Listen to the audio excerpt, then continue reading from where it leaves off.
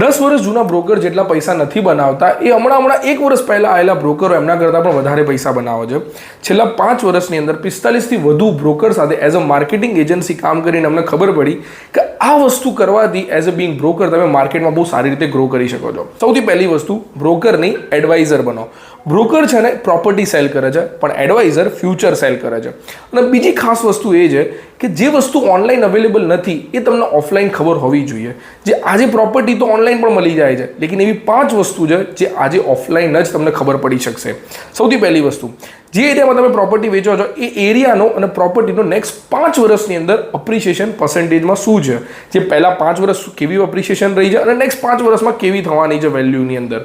Second વસ્તુ છે કે રેન્ટલ યીલ્ડ ઇન્કમ કેવી રીતની છે, જે જગ્યાએ તમે પ્રોપર્ટી વેચો છો ત્યાં ભાડાની રકમ કેટલી મળી શકે છે અને નેક્સ્ટ 5 વર્ષમાં કેટલી મળી શકશે.